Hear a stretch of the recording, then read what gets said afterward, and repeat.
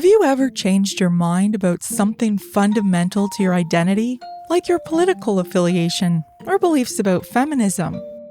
This next title offers practical insights on what changing your mind looks and feels like.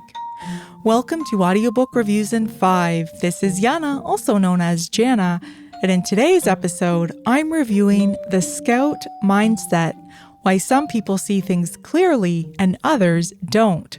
Written and read by Julia Galef.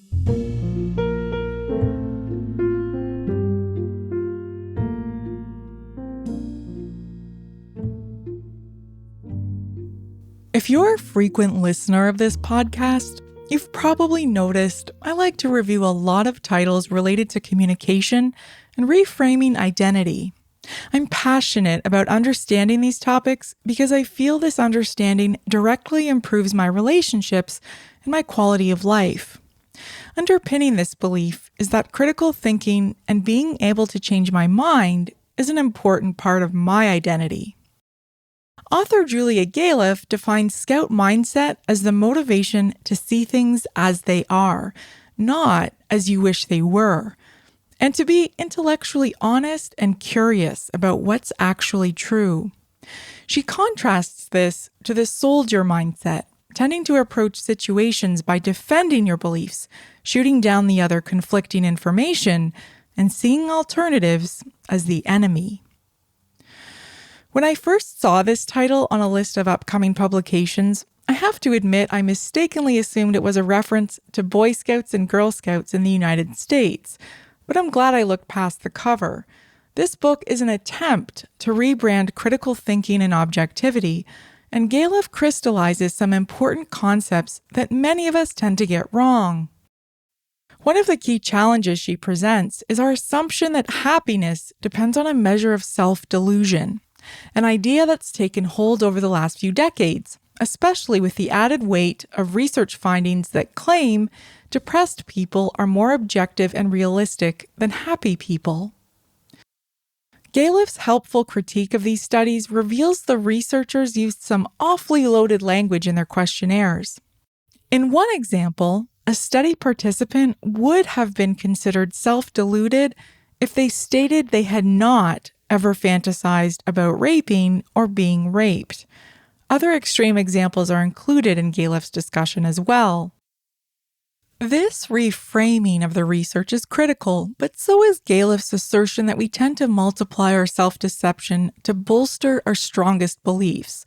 For example, a single man who writes off women as stuck up because they won't date him may also develop the belief that people can't admit to this when his friends try to argue with him about his perceptions about women. In so many cases, we adopt an entire series or framework of delusions to help protect erroneous core beliefs. In this example, the single man might be afraid of being unlovable, so protects himself from having to face that vulnerability by adopting delusional beliefs about all women and also that his friends lie to him. You can see how this can quickly start to snowball and fail to make anyone happier. The second important insight for me was Galef's discussion about holding our identity lightly. She brings a lot of clarity to the problems we face when we insist on arming ourselves with identity politics in conversation. The stronger we identify with our beliefs, the more painful it feels to change our minds, the more it can feel like a loss.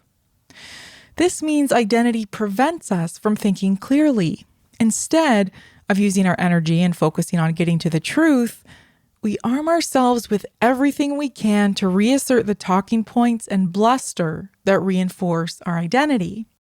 Paradoxically, when we make Scout mindset part of our identity, we gain a sense of pride and even joy when we let go of old beliefs and we learn how to reframe our thinking.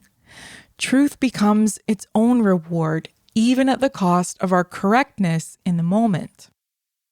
Galef also explains some ways we can test our beliefs to see if we're basing them on other assumptions.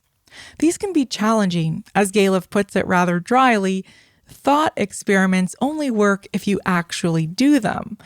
But curiosity for Galef, like many authors whose work I've recently reviewed, is absolutely essential. I would like to see Galef define more clearly how we balance soldier mindset with scout mindset. She acknowledges we can't go through life second-guessing every decision, so it would have been helpful to hear her explain how we determine when it's time to simply execute on a task once we've explored our reasoning and decided on a course of action. That said, Galef's clear writing makes it easy to follow her thinking, and this is a practical book if you want to examine how you evaluate how you make decisions and rationalize your beliefs. It's also easy to follow and just over 5 hours of listening, so check it out.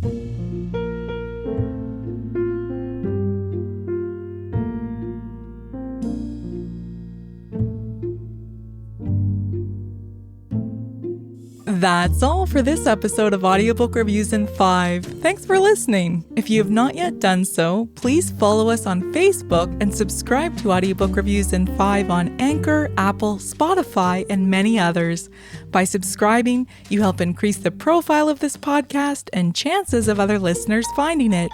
I look forward to checking in with you all again soon. Please stay safe and be well.